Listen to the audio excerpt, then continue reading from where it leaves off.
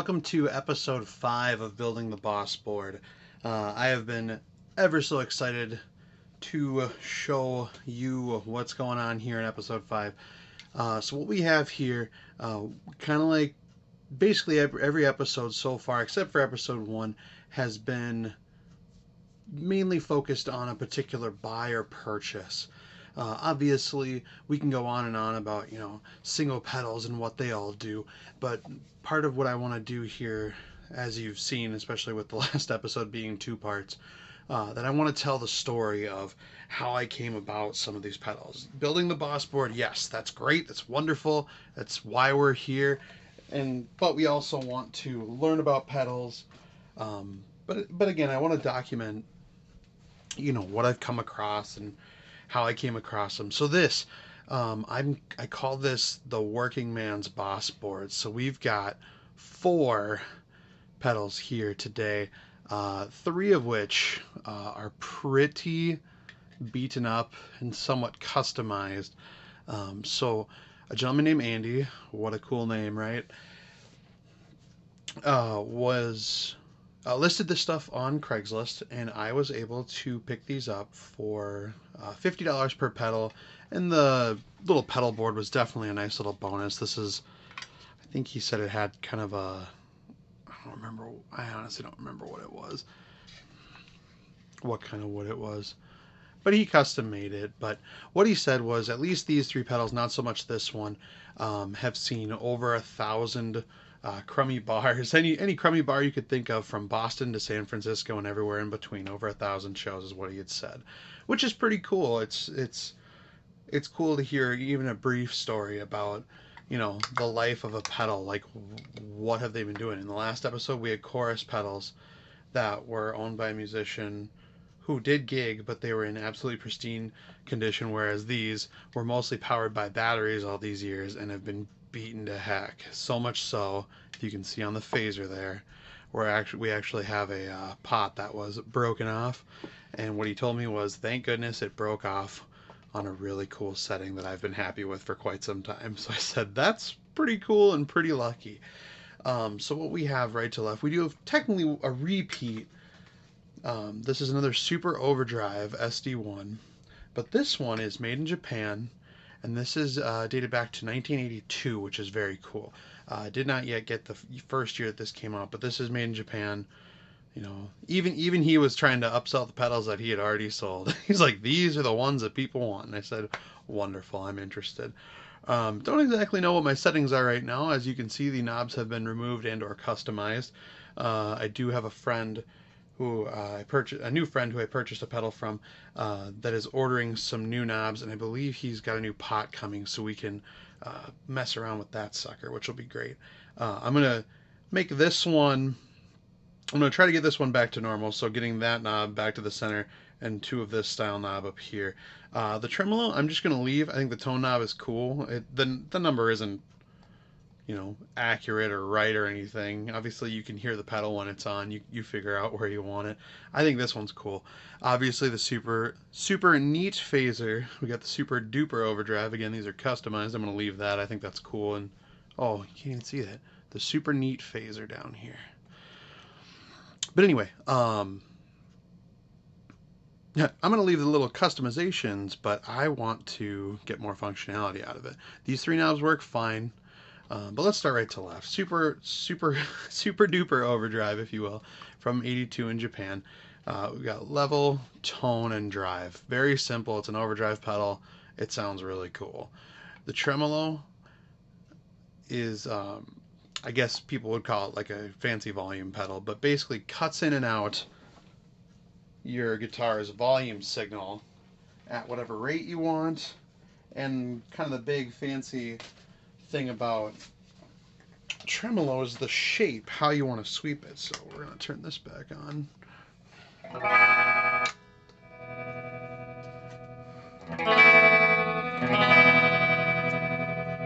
So right knob is obviously the speed, how fast it does it.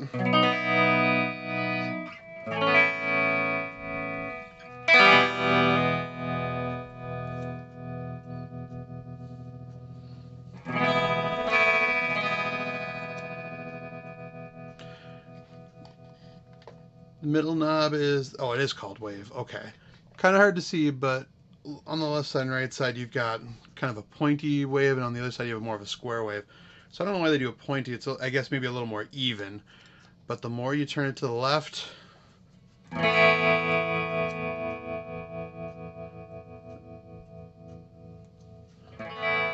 the smoother it will be. And to the right, it will be harsher, the square wave. Pretty much on and off, on and off. Get that real choppy. And then the depth is going to be how on and off it is, so fairly low. Subtle, but gives it a nice texture. And obviously all the way.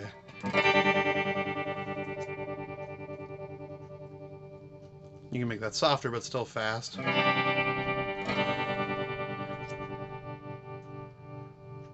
I'm a little more into the slower pulses, a little less depth.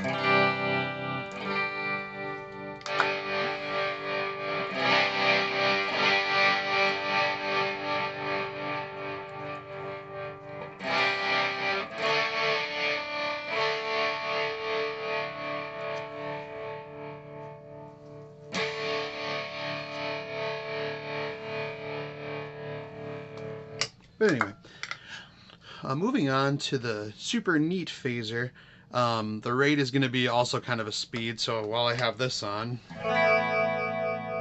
you hear the wow, wow, wow, wow. The rate would make that slower or faster. Let's see if you can see in there. Rate, depth, I honestly couldn't say what res is. Resolution?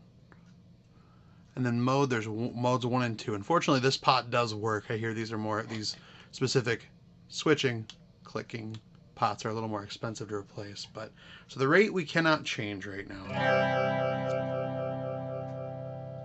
But you can bring this down to basically nothing.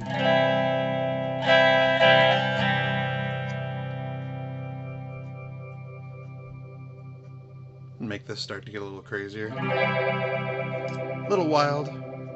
All the way up. Very wet, wonky sounds. Then the res all the way up.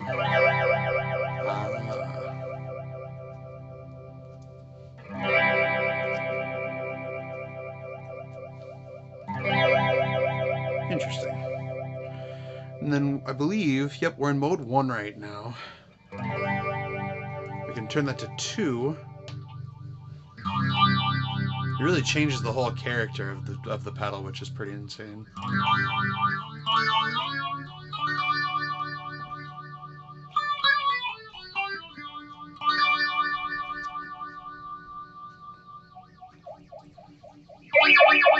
Whoa!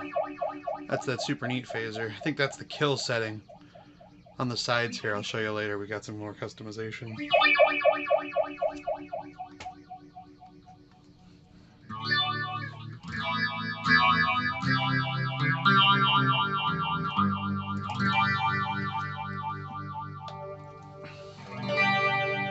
I think I like setting 1 a little better. But that's the super neat phaser.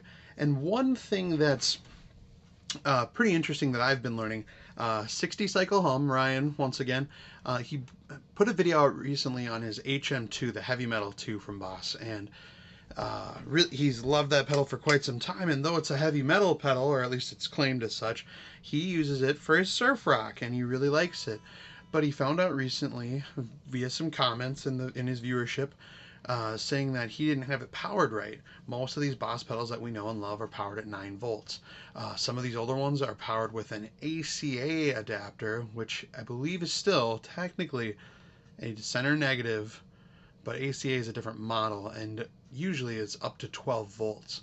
So when I first got this one, you can see the light on and off.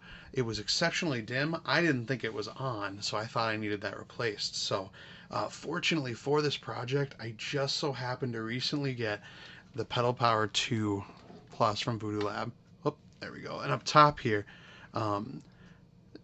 basically each input has 2 settings that do different things. and the first 4 can be ACA to match some of these older pedals. So when I switch it to that, the LED, or a little late, went on in full, and the super overdrive as well.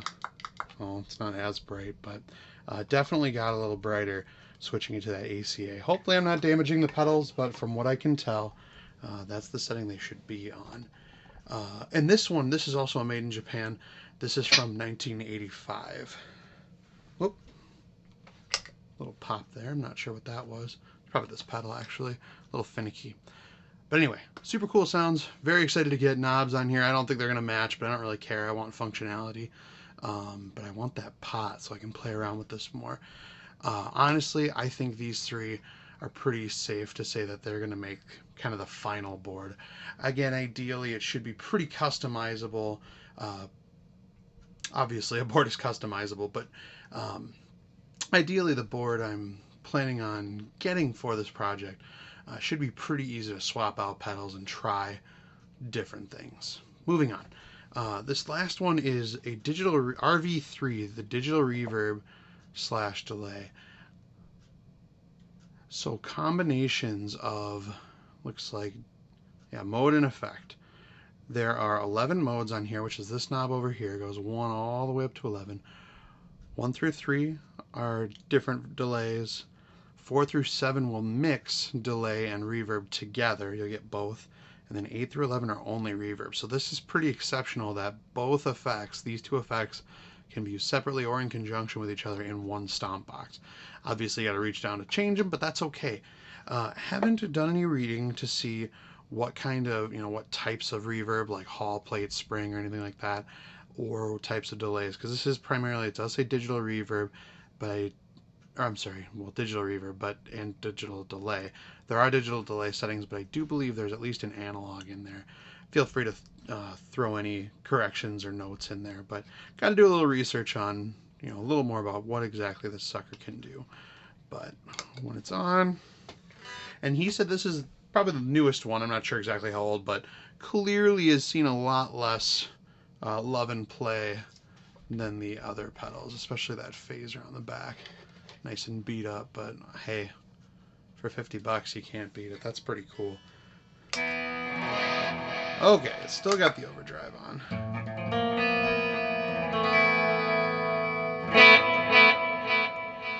So right now we're on, looks like 5, which is a delay reverb combination. And like on a delay pedal, you got your feedback. How many repeats do you want?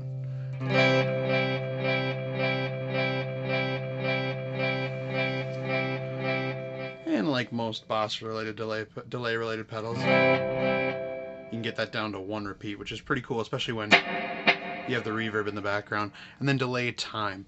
Because this is more of a digital setup, or is a digital setup, when you turn it, mostly just kind of clicks into the new timeline. Doesn't do any or fun, goofy tweaks, so that's a little boring, but that's okay. Because again, it was a good value for, for 50 bucks, there's a lot going on in this pedal, so I'm really excited. I'm still very interested in getting an RV6, which is just reverb. That one, and then the Boss DD7 is another, again, just standard size stomp box. Yeah. There it is. So that that input's a little bit scratchy, so that's what that is.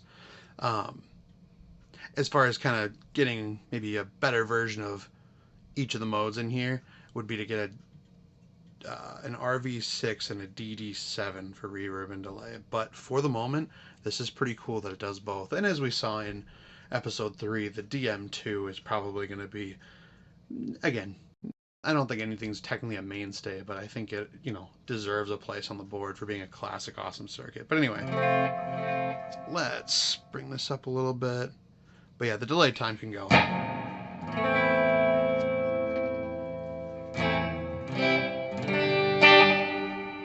I can slap back a little bit too. If we go just for our reverb, I think, let's see here. There we go. So this will double as kind of the decay for the reverb as well.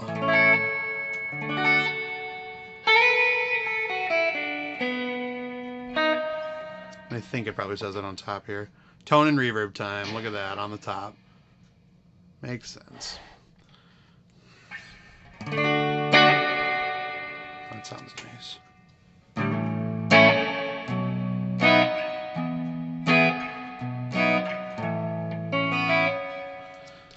If we go just to a delay, oh my.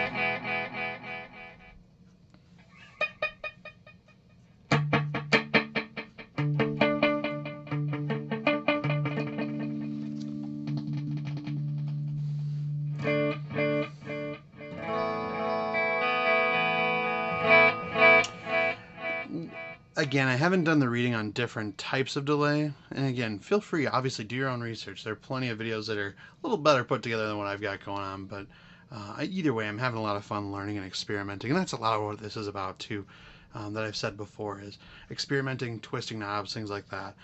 A lot of the pedals on, you know, kind of my main board, if you will, have a lot of presets, so I don't do a lot of knob twisting. I got, you know, my 4 or 5 settings that I really enjoy, and that's kind of it, or a couple channels on distortion, and that's pretty much, you know, what I focus on. So this is a lot more fun, having to not really bend over in this case, but when it's on the floor, bend over and say, you know what, I want a different sound, and I gotta really work for it. So I'm really excited about, I mean, all of this, really. But I believe with the different delay settings, let's just take a listen real quick. Or not. Oh, wow, there you go. So maximum delay time on this one's a lot longer.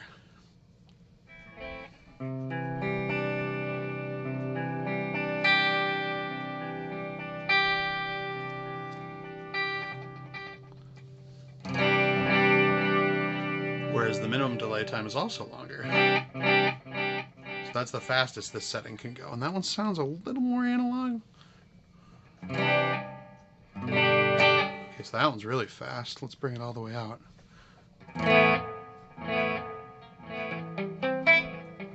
Okay, now we're, I think that's 1, 2, 3. So that was 4, so that had a little reverb on it. What about 1? Let's go all the way back. Wow. So that's only going to go as far as like a slap back then. Or probably as fast as you freaking want it to be. Okay, so maybe it is all digital delays, primarily with different delay or time ranges, which is pretty interesting. But I mean, you should be able to get it to oscillate a little bit.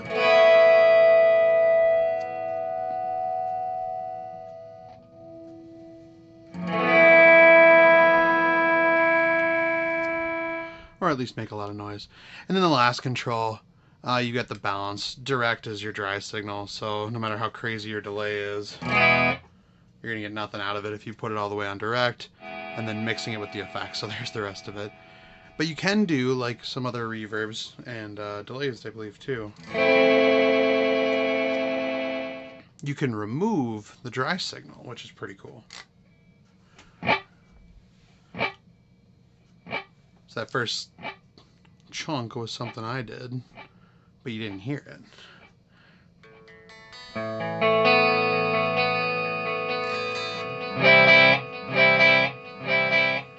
Or maybe you hear my strumming on the camera anyway. But anyway, this has been pretty incredible, seeing all this together, seeing, you know, another view of somebody's rig that they had for a while. And the guy was just simplifying. He was more than happy to sell. He said he was just more interested in cash right now, so. But yeah, so I'm just gonna, I don't know, strum a few chords and a couple licks, but the phaser is bomb, but I like these 3 together. Again, kind of a lighter, oh. Let's put this back to a little bit of normal.